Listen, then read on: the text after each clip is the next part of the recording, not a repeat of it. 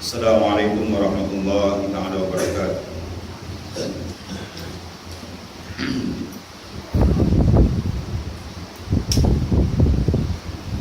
Alhamdulillah nahmaduhu wa nasta'inuhu wa nasta'dihi wa nastaghfiruh.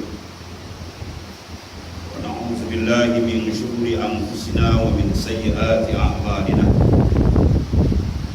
Man yahdihillahu fala mudilla lahu wa man yudlil fala hadiya lahu.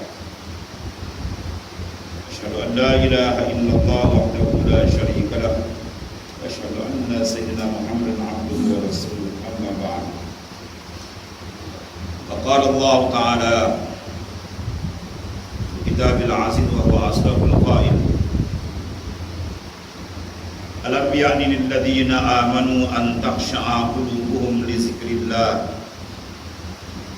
wa ma nazala minal haqq wa la yakunu kal ladzina utul kitaba min qabl wa qala 'alaihimul 'amad fa qasat qulubuhum wa katsirun minhum fasiqun.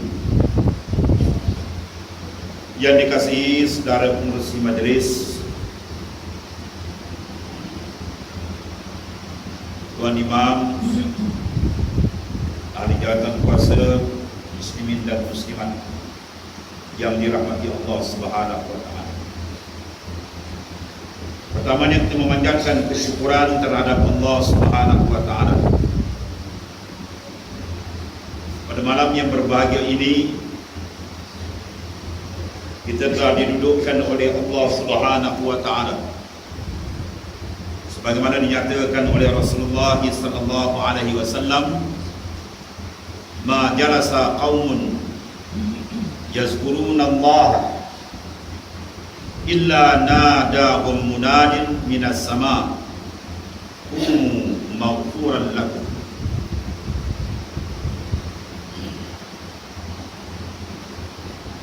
Tidak duduk sesuatu kaum dalam majlis yang mengingati Allah Subhanahu wa taala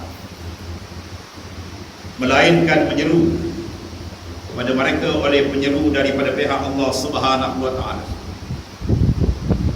daripada langit, qumu maghfuran lahu. Berdiri atau bersurailah kamu dari majlis itu dalam keadaan kamu mendapat keampunan daripada Allah Subhanahu wa taala.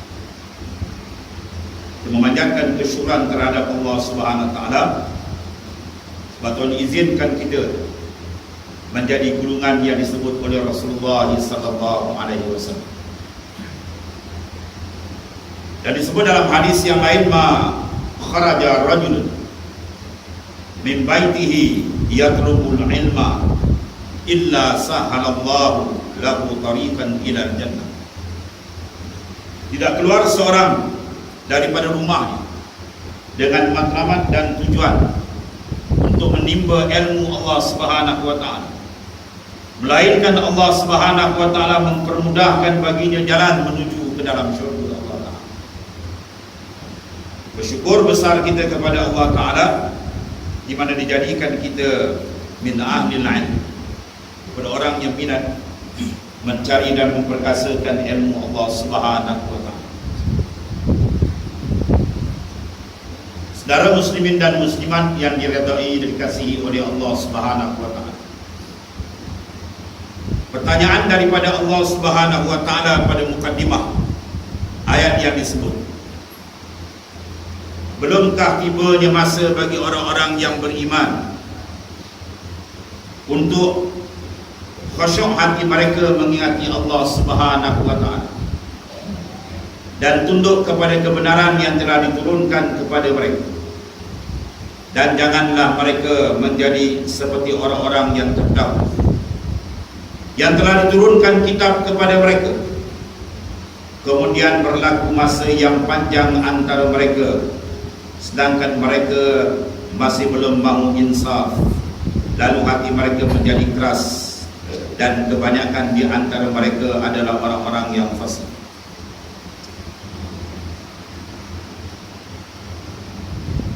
Saudara-saudara muslimin dan muslimat yang dikasihi, di mana Allah Subhanahu wa taala menyatakan dalam ayat ini, menarik perhatian kita umat Islam yang beriman kepada Allah Subhanahu wa taala. Bilakah masanya hati kita nak tunduk dengan sebenar tunduk kepada Allah Subhanahu wa taala? Disebut dalam ayat ini, ia adalah satu perkara yang amat besar berhubung dengan masalah diri dalaman insan itu sendiri, yang disebut sebagai qulub. Di sana Rasulullah SAW menjelaskan dalam hadis yang sahih, ala inna fi jasad ibni Adam mudghah, iza salaha salaha sa'il jasad kullu, wa iza fasada fasada sa'il jasad kullu, ala wa hiya al-qalb. Al-hadis. Ketahuilah dalam jasad anak Adam ada seketul daging. Bila ianya baik, maka seluruhnya akan menjadi baik. Dan bila ianya rosak, maka seluruhnya akan menjadi rosak. Ketahuilah, itulah hati manusia yang perlu diperbaiki dengan cara yang ditunjuk ajar oleh Rasulullah SAW, supaya hati dapat bertawajuh berhadap kepada Allah Subhanahu wa taala dengan arti kata yang sebenar, dengan arti kata yang setulus-tulusnya kepada Allah Subhanahu wa taala. Dan oleh kerana itu, ulama-ulama dalam menyusun dan mengarang berbagai-bagai bentuk kitab menguraikan maksud daripada Al-Quran dan hadis berhubung dengan perkara yang tersebut. Sebelum kita pergi menyatakan beberapa hadis Rasulullah SAW, elok bagi kita menyadari bahawa kita berada dalam zaman yang disebut oleh Rasulullah SAW beberapa keruntuhan akhlak dan jiwa manusia, yang menyebabkan taraf manusia hanya lahirnya sahaja berupa insan, tapi hakikatnya tidak sebenar-benar menjadi insan. Lahirnya saja bercorak bentuk yang berbeza daripada haiwan yang tidak bertutur kaki, tapi ada kalanya ianya lebih dahsyat dan lebih teruk daripada haiwan yang berkaki empat. Dan benda ini telah disebut oleh Allah Subhanahu wa taala, walaqad zara'na li jahannama katsiran minal jinni wal ins lahum qulubun la yafqahuna biha wa lahum a'yunun la yubsiruna biha wa lahum adhanun la yasma'una biha ulaika kal an'ami bal hum adall. Sesungguhnya kami akan sumbatkan ke dalam neraka jahanam itu kebanyakan daripada jin dan manusia, yang mana mereka mempunyai hati tapi tidak digunakan untuk memikir kebesaran Allah Subhanahu wa taala yang membawa kepada ketundukan yang sebenar kepada Tuhan. Ada mata tapi tidak digunakan kepada melihat ayat-ayat Allah Subhanahu wa taala, ahadis as-sahihah, hadis-hadis yang sahih daripada Nabi untuk dijadikan panduan dalam hidup. Ada telinga tapi tidak reti mendengar petunjuk yang disampaikan oleh Rasulullah SAW daripada ayat Al-Quran dan hadis-hadis baginda sallallahu alaihi wasallam. Apabila amanah hati yang diberi oleh Allah Ta'ala tidak disalur dan diguna pakai pada jalan yang sebenarnya, mata dan telinga tidak dipergunakan pada jalan yang boleh mendekatkan diri kepada Allah Subhanahu wa taala, hati memikirkan perkara-perkara yang membawa jauh diri dari Allah, mata melihat benda-benda yang membawa kepada terjauhnya hati dari Allah, begitu jugalah telinga yang digunakan pada jalan-jalan yang tidak diridai oleh Allah Subhanahu wa taala, yang menghitamkan perjalanan dan menggelapkan hubungan dia dengan Allah Ta'ala. Maka taraf insan yang seperti ini, ulaika kal an'ami bal hum adall. Ulaika kal an'am, Kata Allah Ta'ala, mereka ini seperti haiwan yang berkaki empat. Balhum adal, bahkan lebih sesat daripada itu. Na'udzubillahi min dzalik. Oleh karena itu, adanya gurungan yang disebut oleh Al-Quran sedemikian sifat, maka Rasulullah SAW menggambarkan kepada kita keadaan dan situasi akhir zaman daripada keruntuhan akhlak-akhlak yang berlaku. Yang pertama yang menggerunkan kita di antara ucapan Rasulullah SAW, ya'ti 'alan nas zaman, akan datang kepada umatku satu zaman, yakunul mu'min fihi adzalla min syatih, bahawa orang yang beriman, yang masih ada iman di dalam hatinya, tetapi kata Rasulullah SAW, adzal, terlebih hina dan terlebih bangsat, min syatih, daripada kambing yang dibela. Dia bela kambing satu kandang, kambing dia tidak menipu orang, dia menipu orang. Kambing dia bertasbih kepada Allah, dia tidak pernah sujud kepada Tuhan, contoh. Dan begitulah seterusnya. Mana akhlak yang mulia yang dididik oleh Rasulullah SAW, innama bu'istu liutammim makarimal akhlak, tidak diambil pakai, tidak dipergunakan. Ini berlaku. Nabi menyebut ya'ti 'alan nas, akan datang kepada manusia, khususnya di akhir zaman, dan terdapat di zaman yang kita berada pada hari ini. Satu, mana keruntuhan akhlak yang menjatuhkan martabat insan daripada ianya bernama manusia, tetapi ia ini telah bertukar menjadi yang lain. Pernah disebut karamah. Ya, kita ahli sunnah wal jamaah, bagi waliullah dia ada karamah. Disebut karamah bagi Syekh Abdul Qadir Al-Jailani.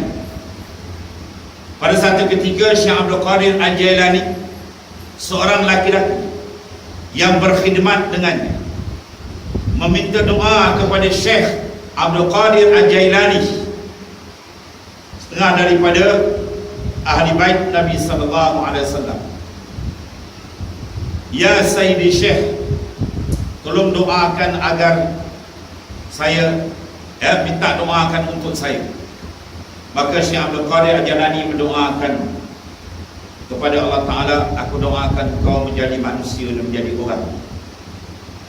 Setiap kali permohonan dia meminta kepada Syekh Abdul Qadir Al-Jailani, qaddasallahu sirrah, mendoakan dia, maka itulah yang diucapkan oleh Syekh Abdul Qadir Al-Jailani, aku doakan engkau menjadi orang. Jadi satu hari dia kata doa lain tak ada ke tuan Syekh, kalau kau nak tahu doa aku tu besar atau tidak, ni ambil selipar aku, kasut aku ni pakai, kau tengok dalam masjid, bila disarung saja kaki, dia disarung selipar ataupun kasut Syekh Abdul Qadir Al-Jailani, dibukakan oleh Allah Subhanahu wa Ta'ala akan basirah, mata dalaman pemuda tadi, yang dalam masjid macam-macam rupa dia.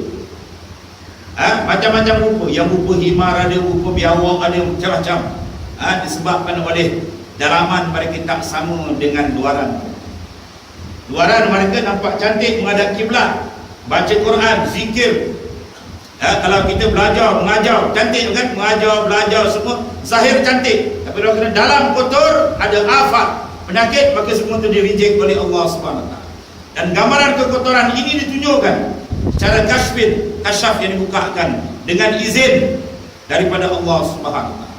Ini menunjukkan kepada kita, tuan-tuan, betapa besarnya kita menjaga luaran dan dalaman kita. Mudah-mudahan kita benar-benar menjadi insan yang diterima oleh Allah Subhanahu Wa Taala. Tidak sebagaimana yang disebut oleh Nabi SAW, akan berlaku keruntuhan akhlak yang amat berat. Dia telah taraf manusia lebih hina daripada kambing yang dia membelanya sendiri. Satu.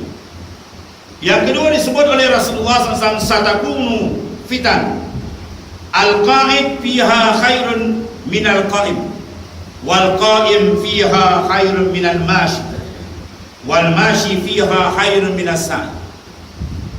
Di gambaran yang ditunjuk oleh Rasulullah, satakunu fitan, akan berlakunya fitnah-fitnah. Fitnanun jamak daripada kalimah fitnah. Fitnatun, fitnah. Mana berbagai-bagai fitnah. Jadi banyaknya fitnah yang berlaku. Yang mana keadaannya Rasulullah menyebut al-qa'id fiha khairun minal qa'im. Orang yang duduk pada waktu itu lebih baik, lebih selamat daripada orang berdiri. Orang yang berdiri lebih selamat daripada orang yang berjalan. Dan orang yang berjalan lebih selamat daripada orang yang berlari.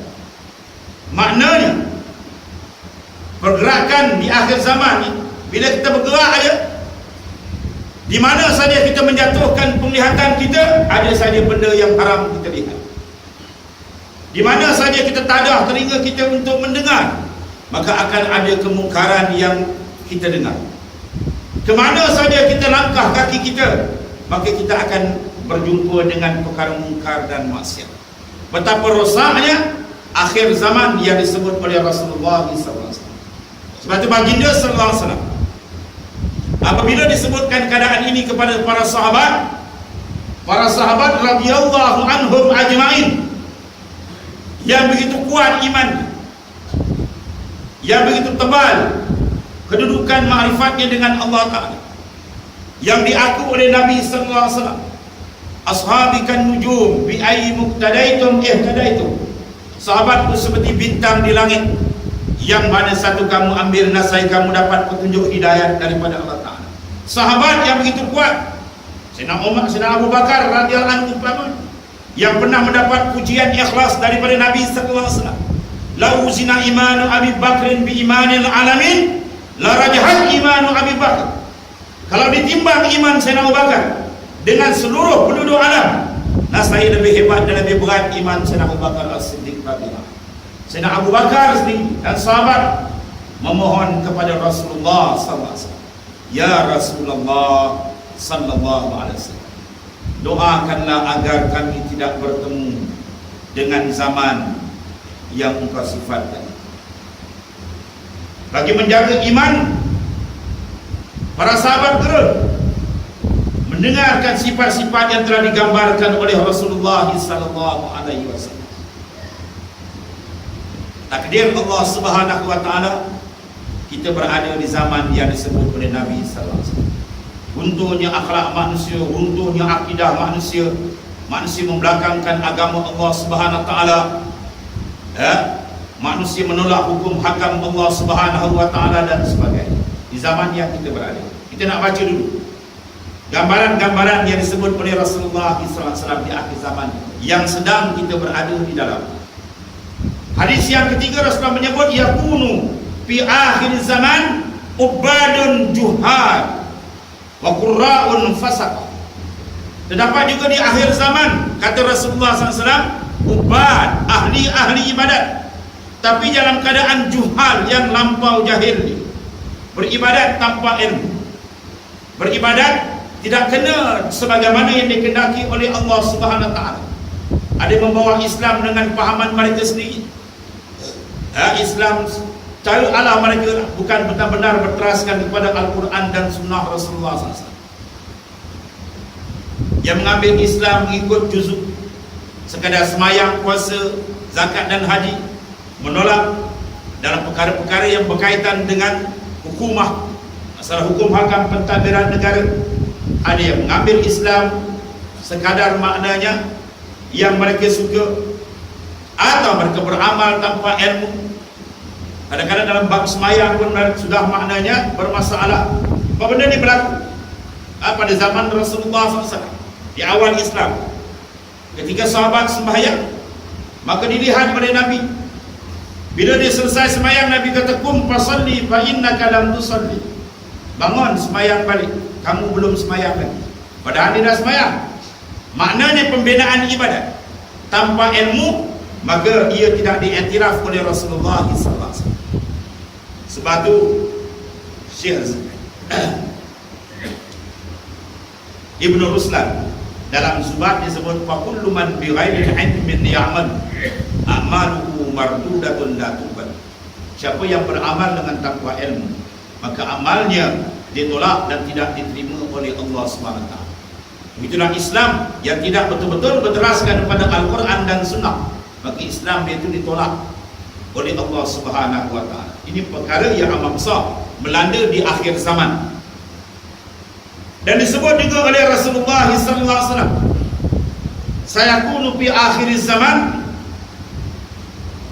yafirruna minal ulama fayabtalihumullahu bisalasatil balaya awwaluha yuksabu al-barakah yurfa'u al-barakah min kasbihim wasaniha yusallitullahu sultanan jairah wasalisuha yakhrujuna minad dunya bi ghairil iman atau kama qala.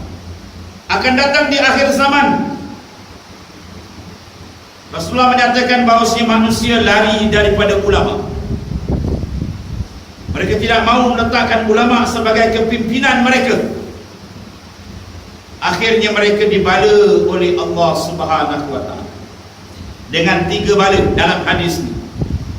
Yang pertama, yurfa'u al-barakah min kasbihim, diangkat keberkatan daripada segala usaha dan projek yang mereka lakukan. Apa saja kerja mereka tidak ada keberkatan. Maknanya kerja yang mereka lakukan semakin membawa mereka jauh daripada Allah Subhanahu wa taala. Jauh tersesat daripada jalan Allah taala. Yang mengakibatkan mereka akan menerima ancaman seksa yang besar di akhirat.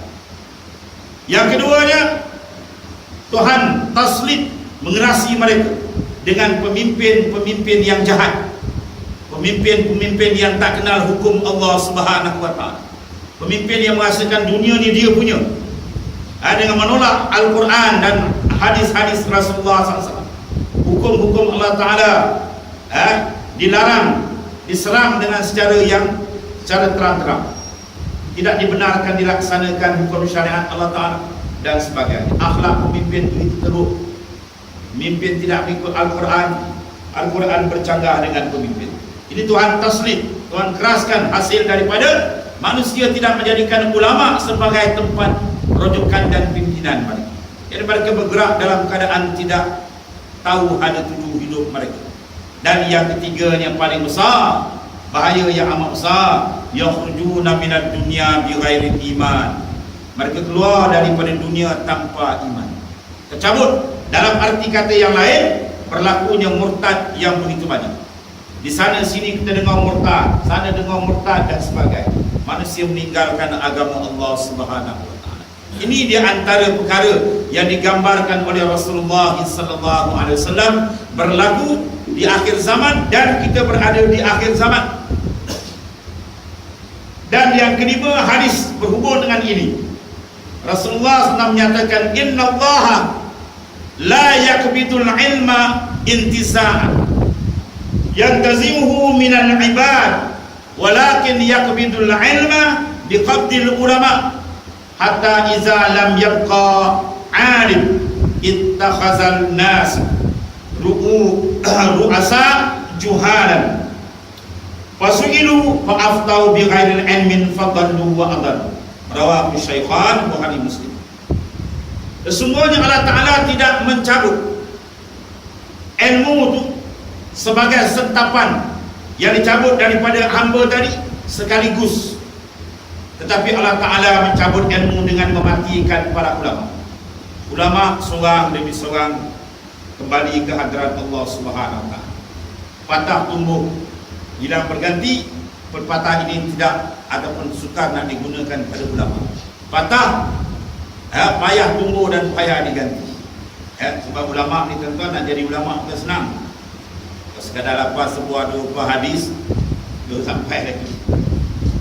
Sayyidina Ali katakan, akhi lan tanalal ilma illa bi sittatin sa'umbika bayanin an tafsilha zakain wa khirsin wa ijtihadin wa bulwatin nasihatul ustazin wa tuluz zaman.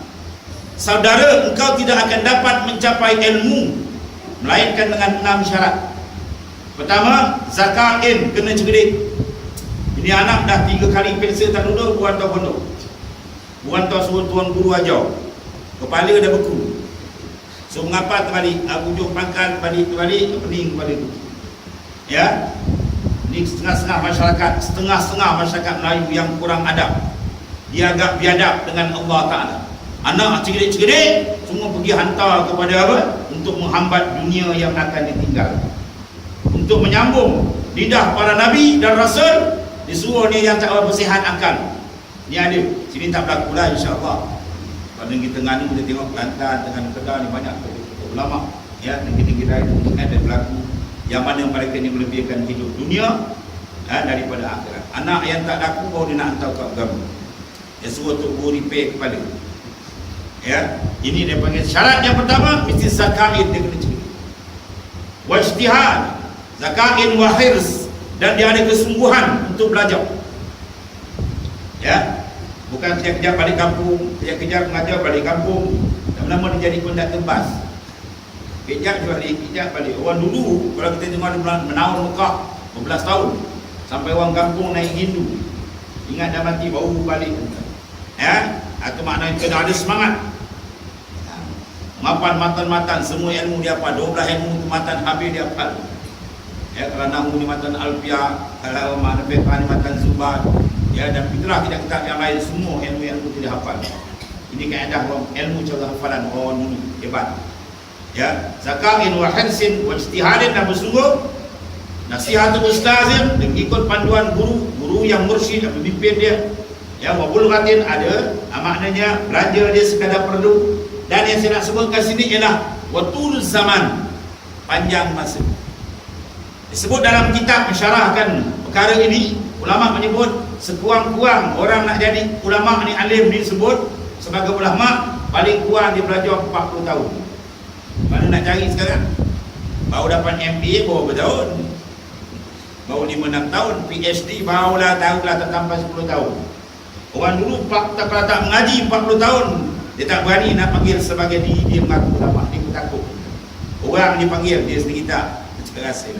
Itulah kehebatan ilmu Islam. Hebat, lautan yang tak bertepi.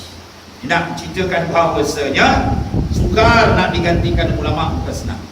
Lepas tu kita kena, maknanya sayangkan ulama, kena pelihara ulama. Ulama ni kita kena jaga dia. Jaga dia pergi makan dia, bukan pergi makan dia, pergi duit, pergi PT ke dia tu buat jadikan perut dia besar ya.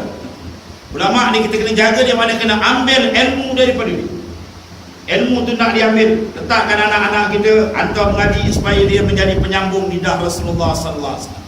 Wa man ahsanu qawlan mimman da'a ila Allah. Siapakah orang yang lebih baik daripada mereka yang kerja dia ialah memanggil, menyeru manusia pada agama Allah Subhanahu wa taala. Itu di antara gambaran. Banyak lagi hadis-hadis yang lain yang mana bila kita membacanya, peringatan yang diberikan oleh Rasulullah sallallahu alaihi wasallam mencemaskan kita. Keadaan zaman dan keadaan situasi yang berlaku yang amat mencabar dan menggugat kejernihan dan kekuatan iman dan akidah umat Islam di akhir zaman. Dan benda ni kita lihat bahawasanya jelas berlaku di hadapan mata kita. Keruntuhan-keruntuhan yang disebutkan oleh Rasulullah sallallahu alaihi wasallam. Maka jalan penyelesaian dia disebut secara ringkas oleh baginda sallallahu alaihi wasallam dengan tepat. Taraktu fikum amrain lan tadillu ba'd. Ma in tamassaktum bihima kitabullah wa sunnah rasul.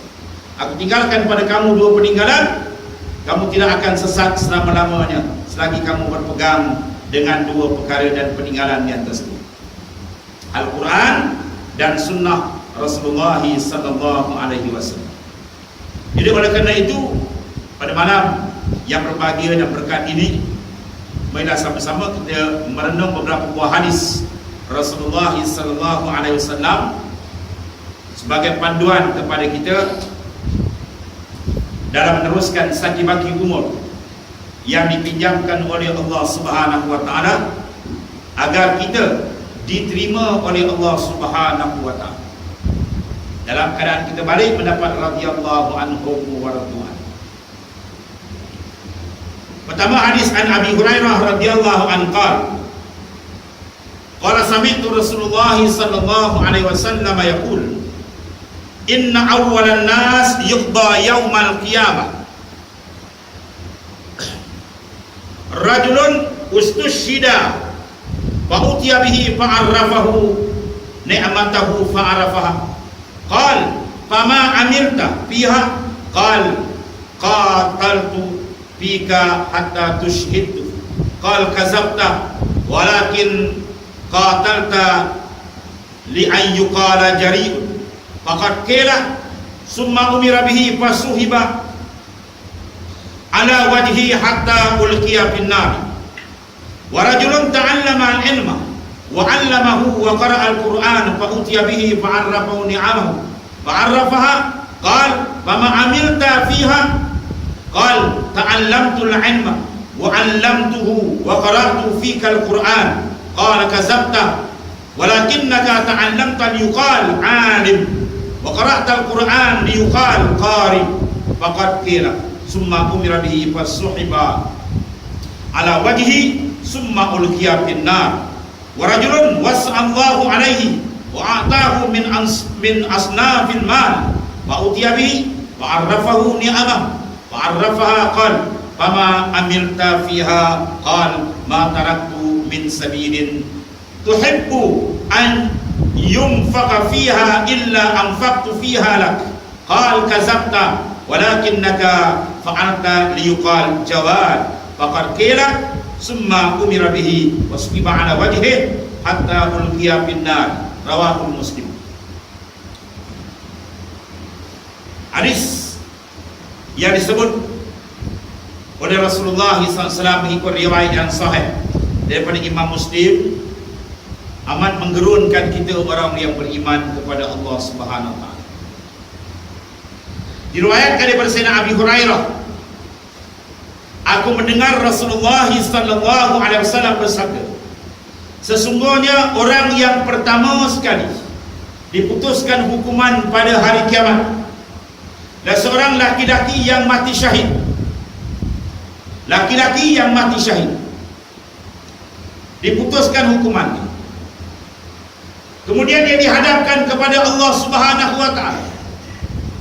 Lalu Allah SWT mengingatkannya akan nikmat yang pernah dianugerahkan kepadanya sewaktu berada di dunia. Maka ia pun kembali mengingatinya. Kemudian Allah SWT lalu bertanya kepadanya, apa yang kau telah lakukan terhadap nikmat yang telah aku berikan kepadamu? Ia menjawab, nikmat itu telah aku gunakan untuk berperang, berjuang, berjihad, maknanya kena membela agamamu sehingga aku gugur sebagai syahid. Maka Allah Subhanahu wa taala mengatakan, kazabta, bohong engkau. Ini yang menggerunkan kita, bohong engkau. Sebenarnya engkau berperang, engkau berjuang dengan tujuan supaya engkau disebut-sebut sebagai seorang yang berani. Dan telah pun dikatakan begitu kepada semasa di dunia, orang semudah puji kamu, kamu ni kami hebat orang dan sebagainya. Kalau sekarang orang panggil aktivis dan sebagainya, ya. Ini hadis sahih. Orang itu lalu diheret di atas mukanya sehingga dicampakkan ke dalam neraka. Kemudian dihadapkan pula seorang laki-laki yang belajar ilmu agama dan ia mengajarnya kepada orang lain. Ceramah sana, ceramah sini, mengajar sana, buka madrasah, buka universiti, buka pondok, macam-macam lah kita kata, ya, menyambung lidah Nabi, mengajar Quran. Lalu Allah SWT mengingatkan padanya anugerah-anugerah yang diberikan pada masa di dunia dahulu dan dia mengingati. Kemudian Allah Ta'ala bertanya kepadanya, apa yang kau lakukan? Dia menyatakan, aku belajar ilmu dan mengajar, menyebar luaskan ilmu engkau ya Allah, mengajar Al-Quran dan hukum hakam, makna. Maka Tuhan menjawab, kazabta, bohong engkau. Engkau bohong, sebenarnya engkau belajar ilmu supaya engkau disebut-sebut sebagai orang yang alim, dan engkau membaca Quran supaya dikatakan engkau seorang qari yang pandai membaca Quran, sedap suara dan sebagainya. Dan telah pun dikatakan orang begitu padamu. Semua mudah dapat atas dunia. Orang ni lalu diheret di atas muka dia, dipusingkan muka dia ke bawah, dilelau, diheret dan dihumban ke dalam neraka. Kemudian dihadapkan pada seorang yang dermawan, orang yang banyak harta. Kemudian Tuhan ingatkan dia macam tadi juga, nikmat-nikmat. Kemudian Tuhan tanya, ke mana kamu gunakan? Dia mengatakan, tidak ada satu pun, maknanya ruang yang memerlukan bantuan, semua kami derma, kamu bagi ya Allah. Tuhan jawab, kazabta, bohong engkau. Engkau buat semua itu ilah supaya engkau maknanya mendapat nama dan negara sebagai dermawan dan sebagainya. Hadis sahih riwayat Imam Muslim. Ini satu perkara yang amat menggerunkan kita. 3 golongan manusia ini dalam Islam adalah merupakan orang yang terpenting. Yang menuntut ilmu tadi golongan ulama, yang berjuang, dan orang yang mengorbankan golongan sahab yang mengorbankan harta benda pada jalan Allah. Ini 3 ni amat penting dalam Islam. Tanpa dipandu oleh ulama, manusia akan menjadi sesat dan babas. Tanpa berjuang pada jalan Allah Subhanahu Wa Taala, maka Nabi tak mengaku kita sebagai umat. Perjuangan adalah perkara yang wajib dijalani, dan derma sumbangan adalah perkara yang sangat dituntut, ditawarkan berbagai-bagai tawaran. Syahid disebut dalam hadis, man mata walam yanwi syahidan mata maitatan jahiliyatan. Siapa yang mati dan tidak terlintas di hati dia untuk syahid pada jalan Allah, maka matilah dia sebagai bangkai jahiliyah. Menandakan betapa dahsyat orang yang tidak ada azam untuk syahid pada jalan Allah SWT. Kita kena letakkan niat, dan wajib kena niat. Sama ada dapat tidak soal lain. Kita nak syahid, kita berjuang, kita mati. Kita tak berjuang pun, kita mati. Maka mati yang baik, mati pada jalan Allah Ta'ala. Semua kerja ni kerja yang besar. Berjuang, kerja yang besar dalam Islam. Ilmu, menguasai ilmu dan menyebarkan ilmu, benda yang besar dalam Islam. Dan menyumbangkan harta untuk gerakan Islam ni benda besar. Tapi ingat, di sana ada satu benda yang paling besar, ya, yang disebut oleh Al-Imam As-Suyuti dalam kaedah yang pertama. Al-Qa'idatul Ula dalam Al-Ashbah wa Nazair ila al-umur bimaqasidiha. Segala urusan kita buat adalah berdasar kepada qasad dan niat.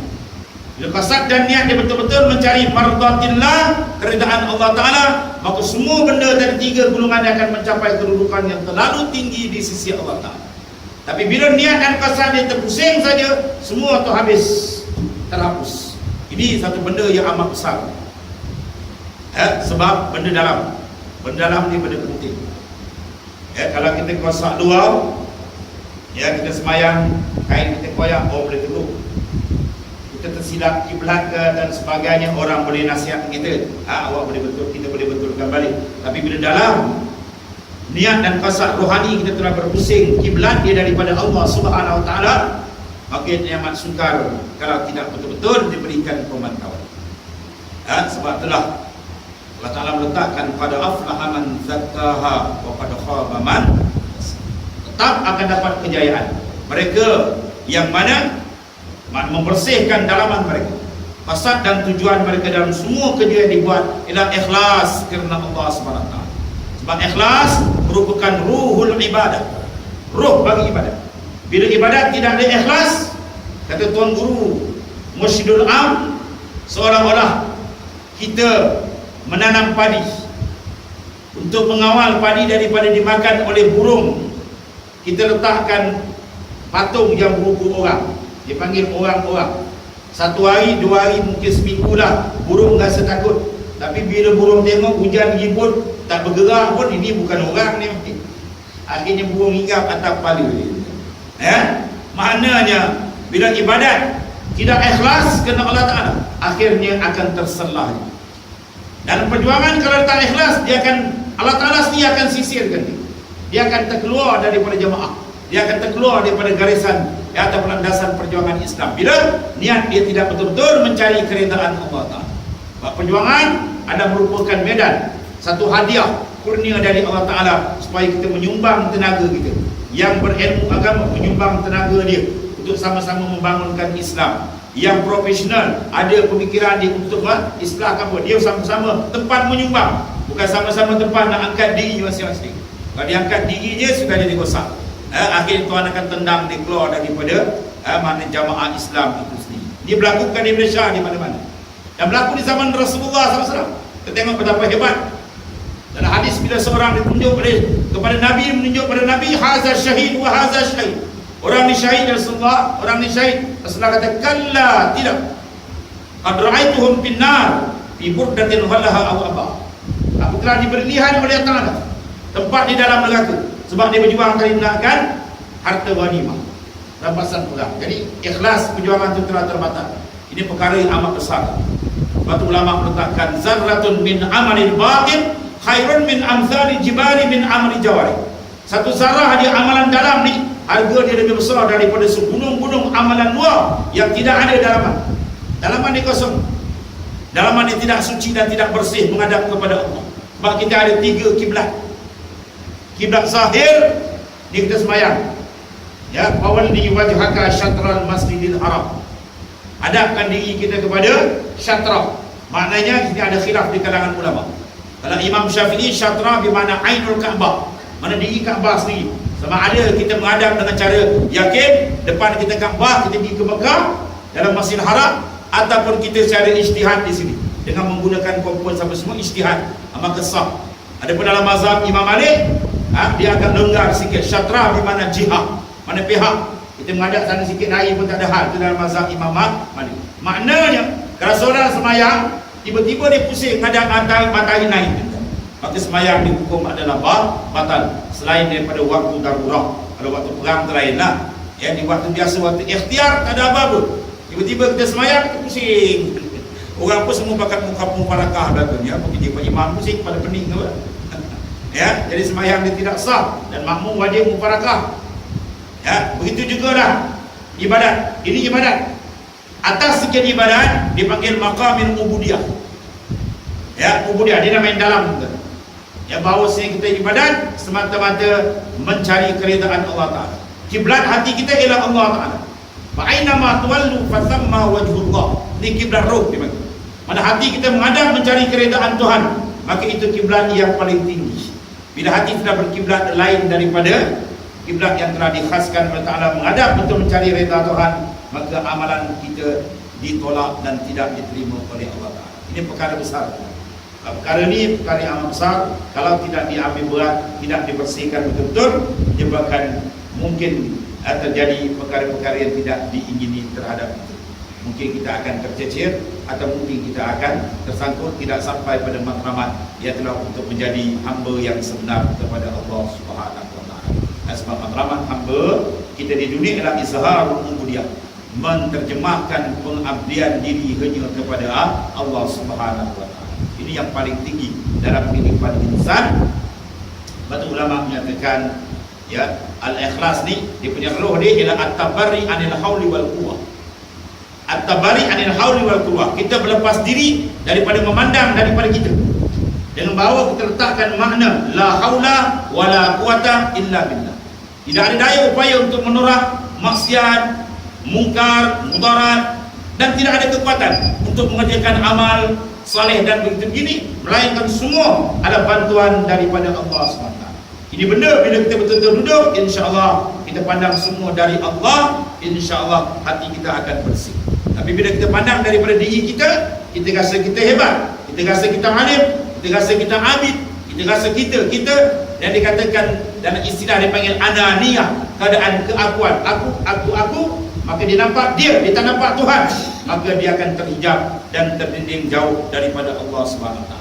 Bagi mengakhiri